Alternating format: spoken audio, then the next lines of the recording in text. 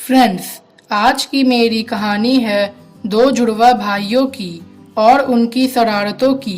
तो आइए आज सुनते हैं दो जुड़वा भाइयों की कहानी। दो जुड़वा भाई थे, रोहन और सोहन। रोहन पढ़ने में जितना होशियार था, सोहन उतना ही शरारतों में, जिसके कारण वह हमेशा सभी से डांट खाता रहता। उनके जुड़वा रहने के कारण कई बार सोहन कोई शरारत करता और उसके कारण डांट खा जाता रोहन।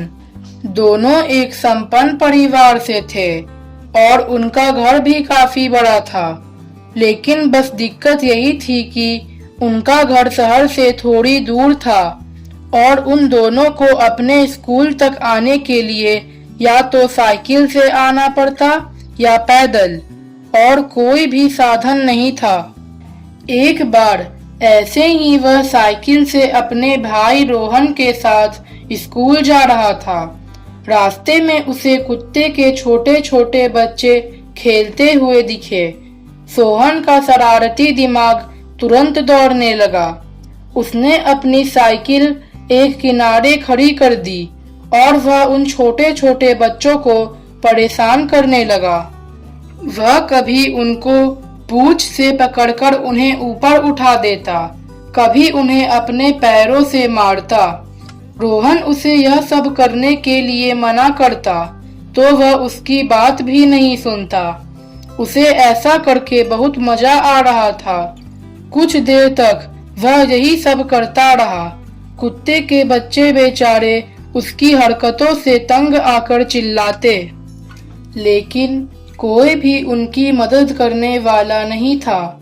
उन बच्चों की माँ, जो वहां से कुछ ही दूरी पर थी, जब उनके चिल्लाने की आवाज सुनी तो वह दौड़ती हुई वहां आ पहुंची और जोर जोर से भौंकने लगी। सोहन की तो अब उसे देखकर हालत ही खराब हो गई। वह बहुत गुस्साई हुई नजरों से सोहन को घूर रही थी। उसने सोचा कि अब मेरी यहाँ से भागने में ही भलाई है। वह अपनी साइकिल पर बैठकर जैसे ही भागने लगा, वह उसके पीछे पीछे दौड़ने लगी। सोहन डर के मारे साइकिल एकदम तेजी से भगाने लगा। उस रास्ते में गड्ढे बहुत थे।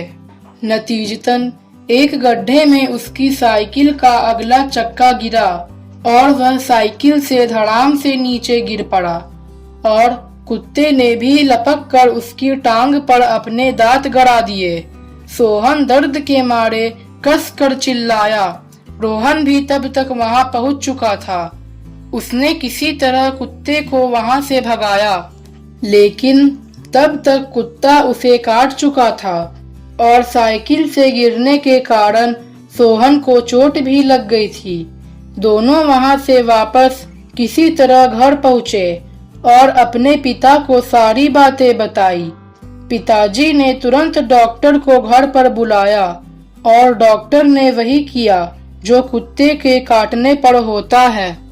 पूरे 14 इंजेक्शन उसे हर 1-2 दिन के अंतराल पर लगाए गए।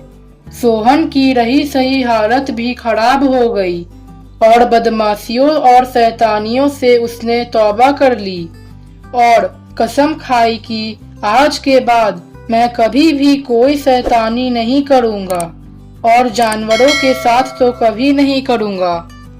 फ्रेंड्स, अगर कहानी अच्छी लगे तो आप प्लीज मेरे चैनल को लाइक और सब्सक्राइब जरूर करें।